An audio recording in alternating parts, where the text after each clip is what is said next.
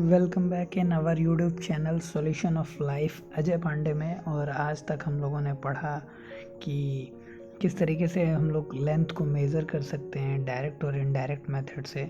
तो हम लोगों ने ट्रायंगुलेशन मेथड, पैरेलैक्स मेथड और जो डायरेक्ट मेथड हैं like metre scale, vernier calliper, gauge, तो इन सब से हम लोगों ने चेक कर लिया था।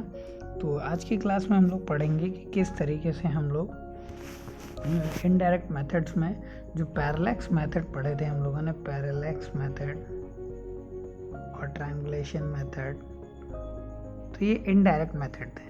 और ये इनडायरेक्ट मेथड में लार्ज डिस्टेंस मेजर करने के लिए था। अब आज की बात में क्लास में हम लोग डील करेंगे कि कैसे हम किसी स्मॉल डिस्टेंस को मेजर करते हैं, यानी कि how to be estimation of very small distance size of a molecule. So let me discuss about this, how to measure it is. So firstly, it is possible to estimate the size of a molecule. यानी कि most of condition में क्या होता है कि जो molecules होते हैं उनको मेज़र करने के लिए हम लोग जनरली जो हमारा उनका साइज़ जो होता है उनको मेज़र करने के लिए माइक्रोस्कोप यूज़ करते हैं, बट जो माइक्रोस्कोप होते हैं वो भी एक लिमिट तक ही मेज़र कर सकते हैं। इसके बाद जो इससे ऊपर मेज़र करने के लिए हम जो यूज़ करते हैं that is called electron beam, यानी इलेक्ट्रॉन स्कोप। ठीक है, इलेक्ट्रॉन स्कोप बोलते हैं हम इसको, जो कि इसके बियॉन्ड मेज़र करता है। यानी कि जो माइक्रोस्कोप जहाँ पर रुक जाता है उसके आगे इलेक्ट्रॉन स्कोप आता है। इसका यूज़ करके हम लोग कहीं ना कहीं साइज़ को मेज़र करते हैं। बट यहाँ पर एक प्रैक्टिकल मेथड दिया है कि how to measure a estimation of small size of molecules. So let be discuss about that. Firstly we are talking about a simple method for estimating the molecular size of oleic acid is given below. Oleic acid is a soapy liquid. तो oleic acid क्या है? एक soapy liquid होता है जिसका जो लगभग size होता है वो ऑर्डर ऑफ 10⁻⁹ मीटर होता है।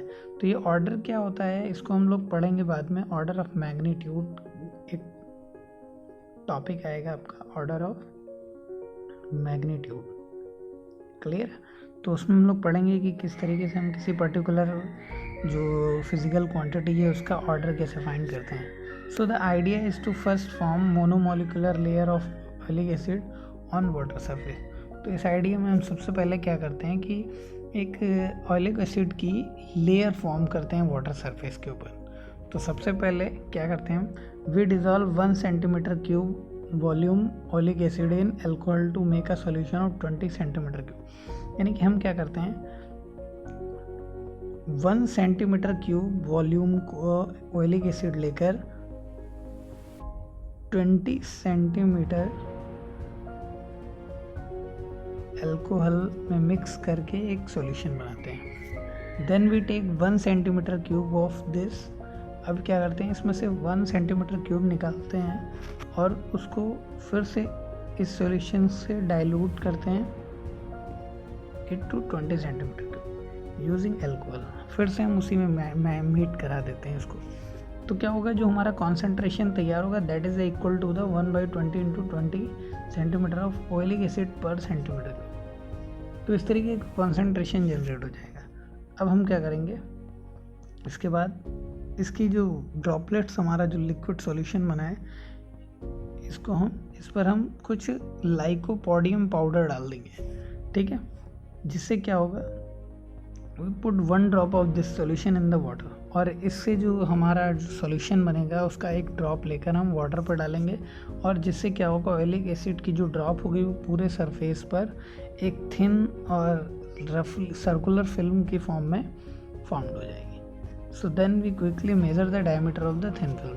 क्या करेंगे, जनरली हम उससे डायमीटर मेज़र कर लेंगे। तो जैसे डायमीटर मेज़र करेंगे तो आपको पता है एरिया का फार्मूला होता है πr²। तो आप यहाँ से एरिया फाइंड कर लेंगे। अगर आप सपोज n ड्रॉप्स डाल रहे हैं तो टोटल क्या हो जाएगा, initially we determine the approximate volume of each drop.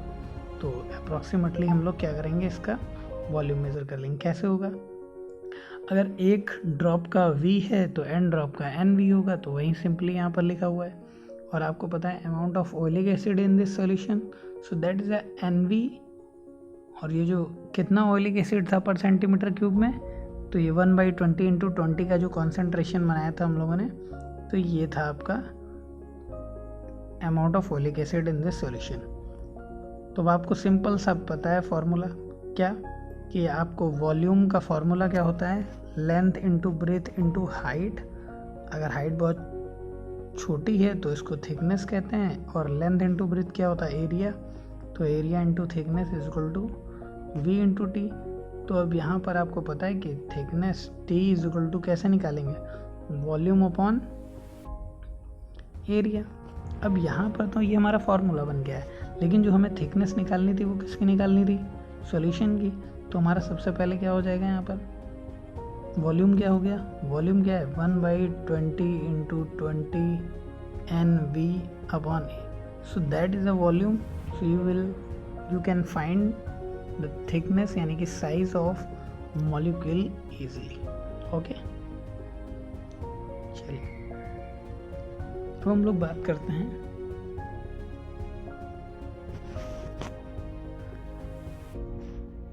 तो हम लोगों ने कवर कर लिया कि how to measurement of length. Now will let discuss about measurement of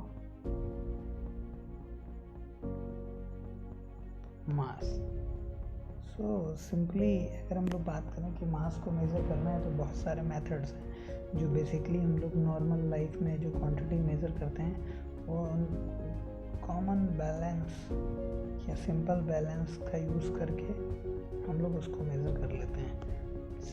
clear है कि जो स्मॉल क्वांटिटीज़ हैं या जो एवरेज क्वांटिटीज़ हैं, जो डेली लाइफ क्वांटिटीज़ हैं, उनको इस तरीके से यूज़ करते हैं। अगर हम बात करते हैं कि जो हमारा बहुत लार्ज अमाउंट है या हैवी प्लैनेट्स हैं या बहुत बड़े ऑब्जेक्ट्स हैं, उनका हम लोग जो लॉ ऑफ ग्रेविटेशन पढ़ा है, लॉ ऑफ ग्रेविटेशन, अगर हम लोग इसको डिटेल में पढ़ेंगे, so that is a force is equal to capital G m1 m2 upon r square. So that is a law of gravitation.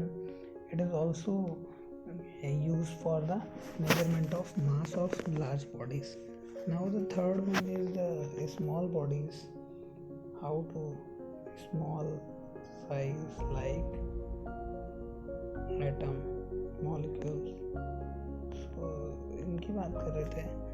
तो इसको मेज़र करने के लिए, इनका जो मास मेज़र करने के लिए हम लोग क्या करते हैं, मास स्पेक्ट्रोस्कोप।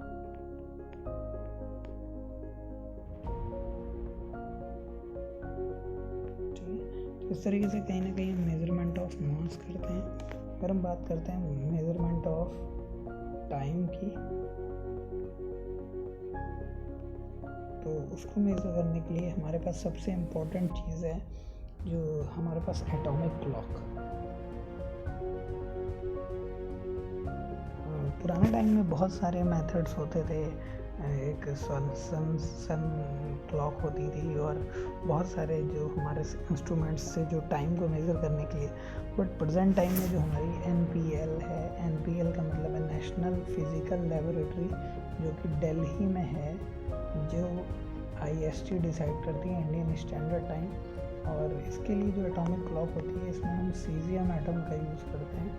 सीजियम एटम जो 133 का होता है, और इसका जो डेफिनेशन किया गया है कि जो 1 सेकेंड होता है एटॉमिक क्लॉक का, that is equal to the vibration of caesium atom, this one. तो अगर इतने वाइब्रेशन कर रहा है एक caesium 133 atom, so it means that the time taken should be 1 second. That is called the measurement of mass. Okay, so in next class will discuss accuracy and precision, and then we followed the combination of errors and the errors. Okay, so thank you everyone, take care, bye bye, good night.